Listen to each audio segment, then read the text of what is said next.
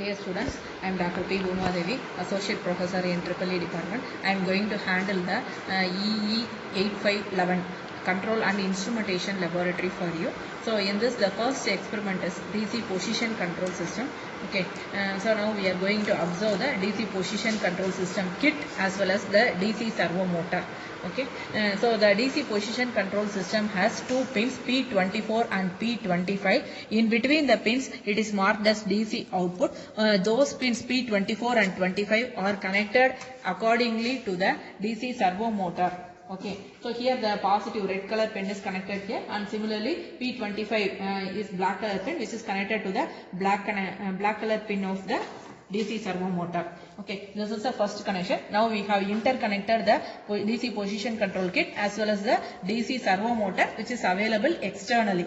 Okay, now we have to give the connections in the kit. Okay, so here we have the set position at the left top corner. In this we have a potentiometer as well as a display. Okay, so if we adjust the potentiometer, we have the set position value in the display unit. Okay, so here we have a knob which is having a SP at the top and AP at the bottom. That is, if you are going to set the position of the motor, we have to keep the knob in the top position so that it will be in the set position. So the corresponding degrees will be displayed here, and if this knob is brought downwards, the actual position of the motor can be available in the display. Okay, so without looking at the angle position, without looking at this protractor or angle in the DC servo motor, we can directly observe the angle value in the kit itself. Okay, now we are going to give the connections for this. Here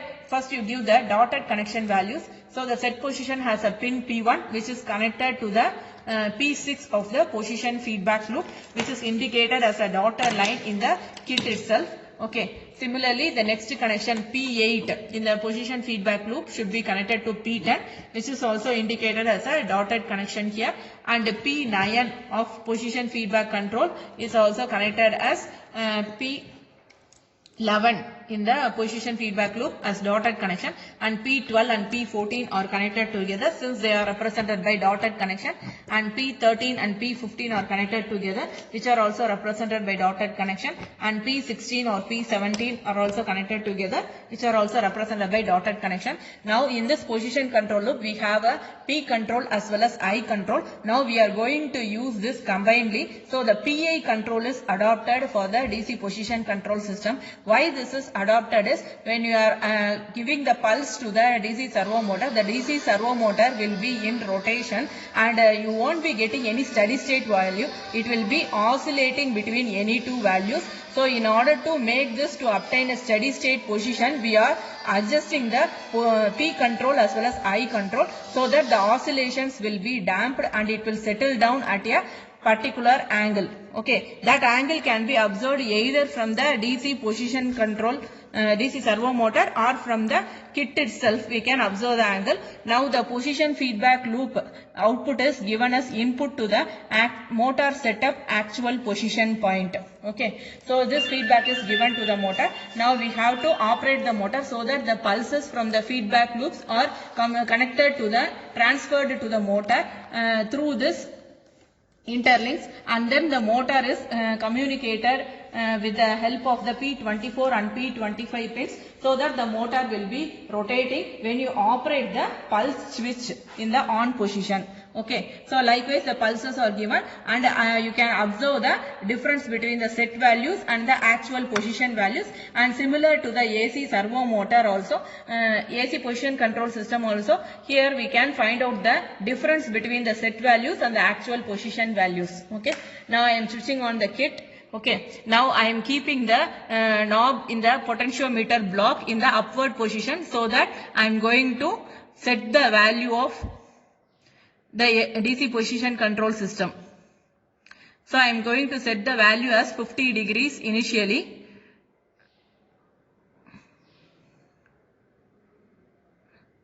And for this 50 degrees given as input, I am going to observe the actual motor output. So I have to find out the actual position of the motor, and I have to give pulse to the motor so that the motor will be rotating and you will be getting a set pulse value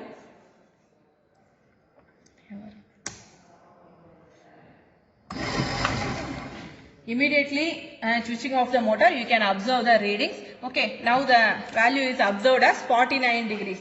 So for 50 degree input, I am observing the value as 49 degrees.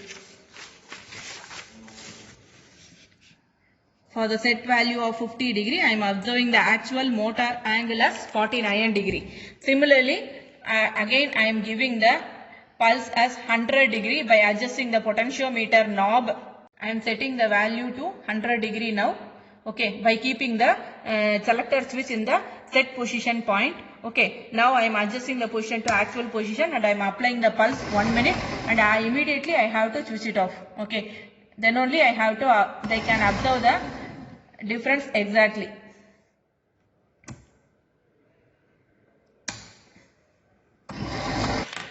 So when you look at the set position of 100 degree, now we have found the actual position as 99 degree. Okay, since the motor is somewhat jerking, I have adjusted the P control as well as the I control so that the oscillations are damped and the motor sets at the steady state value of 99 degree itself.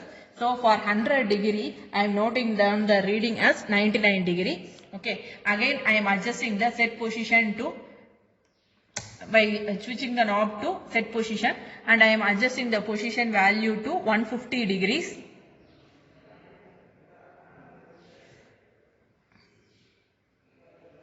Okay, so for 150 degrees I am going to observe the actual position. So the knob is brought in the downward position and I am applying the pulse to the DC servo motor and immediately after applying the pulse I am noting down the value. So for 150 degree the actual position of the motor is 141 degree. Okay, and again I am setting the knob in the set position point and I am adjusting the potentiometer to 200 degrees.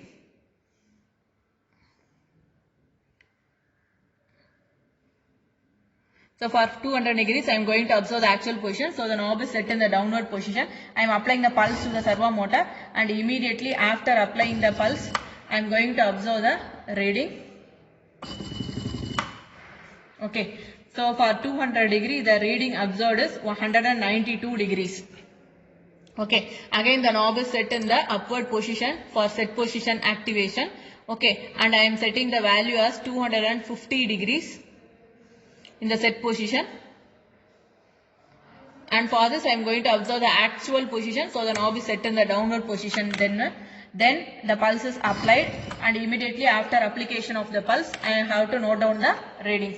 So for 250 degree the value noted is nothing but 261 degree. Okay, again the knob is brought to the top position for set position activation and I am setting the value as 300 degrees. Okay, so now it is brought downwards to the actual position. The pulse is applied to the DC servo motor. The servo motor rotates and after degrees the actual position of the motor is 302 degrees. To avoid the oscillations, I have slightly adjusted the P and the I controller. Okay, now I have noted down the various readings from 50 degrees to 300 degrees. Likewise, we can continue up to 360 degrees also and we can note down the error values between the two and we can calculate the percentage error. And the model graph is given like this. Between the percentage error and set angle, we have to draw the graph like this. From the actual measurements, if we draw a graph in the graph sheet, we will be getting a graph similar to this. Okay. So the second experiment is over. That is the DC position control system is controlled using the PI controller and we have observed the actual motor position also. Thank you.